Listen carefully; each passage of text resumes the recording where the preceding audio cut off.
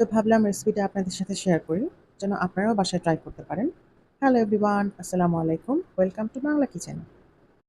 Meatball spaghetti বানানোর জন্য প্রথমেই আমরা মিটবল রান্না করব। এর জন্য আমি এখানে হাড় ছাড়া মাংস নিয়েছি প্রায় 1 কাপের মতো।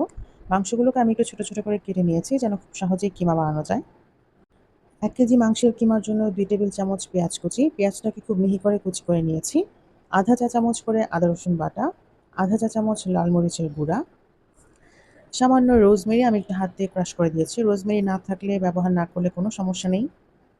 দিয়েছি 1/4 চা চামচ ড্রাই বেসিল লিফ, 1 চা চামচ লবণ এবং 2 টেবিল চামচ ব্রেড ক্রাম্বস। আমি এখানে বাইন্ডিং এর জন্য কোনো বেসন অথবা ডিম ব্যবহার করব না, তার পরিবর্তে আমি ব্রেড ক্রাম্বস ব্যবহার করেছি। দিয়েছি হাফ চা চামচ ক্রাশ করা গোলমরিচ এবং বেশ কিছুটা কাঁচামরিচ কুচি। তার সাথে 1 চা চামচ সয়া সস এবং 1 টেবিল চামচ সয়াবিন তেল। এবার সবকিছুকে একত্রে খুব ভালো করে মিক্স করে নিব। মেশানোর পর আমি এরকম ছোট ছোট বল তৈরি করে নিব। 1 কাপ কিমা থেকে আমি প্রায় ১৬-১৭টা মিটবল তৈরি করেছি। এবার যেটা করব, ১ চামচের মতো ময়দা আমি মিটবলগুলোর উপরে ডাস্ট করে দিব।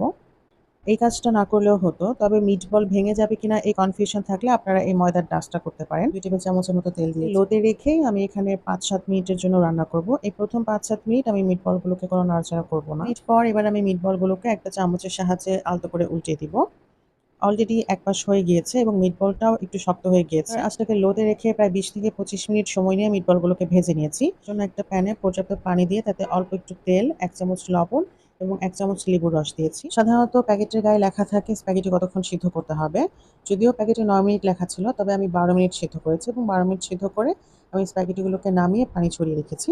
গরম পানিতে ঘড়ি ধরে টমেটোগুলোকে আমি ৪ থেকে ৫ মিনিটের মতো বয়েল করেছি। এটাকে ব্লেন্ড করে টমেটোর পেস্ট বানিয়ে নিব, যেটা আমাদের স্প্যাগেটির বেস তৈরিতে সাহায্য করবে। টেবিল চামচের মতো বাটার দিয়ে দিয়েছি। বাটারটা যখন মেল্ট হয়ে যাবে তখন আমি মিহি করে পেঁয়াজ কুচি দিয়েছি ২ টেবিল চামচ এবং রসুন দিয়েছি ১ টেবিল চামচ। কাঁচামরিচ দিয়েছি ১ চা চামচ। হয়ে যাবে তখন আমরা যে টমেটোর পেস্ট বানিয়ে রেখেছিলাম সেই পেস্টটা দিয়ে দিব। ১ চিমটি লবণ, হাফ চা চামচ পাপরিকা পাউডার, হাফ চা চামচ বেসিল লিফ, হাফ চা চামচ অরিগ্যানো, হাফ চা চামচ করে ক্রাশ করা ব্ল্যাক পেপার দিয়ে আমরা এই মিশ্রণটাকে খুব ভালোভাবে মিক্স করে নিব। এখানে দিয়ে দিয়েছি ২ টেবিল চামচ টমেটো সস এবং ১ টেবিল চামচ চিলি গার্লিক সস। আবারও সবকিছু একত্রে খুব ভালোভাবে মিক্স করে আমরা যেই মিটবলগুলোকে ভেজে রেখেছিলাম সেই মিটবলগুলোকে দিয়ে দিব এবং এই গ্রেভিতে মিটবলটাকে আমি প্রায় মিনিট খানেক রান্না করেছি। এবার আমি এখানে একটা স্লাইস চিজ ভেঙে দিয়ে দিচ্ছি। আপনারা চাইলে যেকোনো চিজ ব্যবহার করতে পারেন। দিয়ে দিব আমরা যে স্প্যাগেটি সিদ্ধ করে রেখেছিলাম সেই স্প্যাগেটিটাকে। এবার সবকিছু একত্রে খুব ভালোভাবে মিক্স করে নিব। মিনিট রান্না করার পর এবার আমরা স্প্যাগেটিটাকে পরিবেশন করে নিব। আশা করছি আজকের ভিডিওটা ভালো লেগেছে।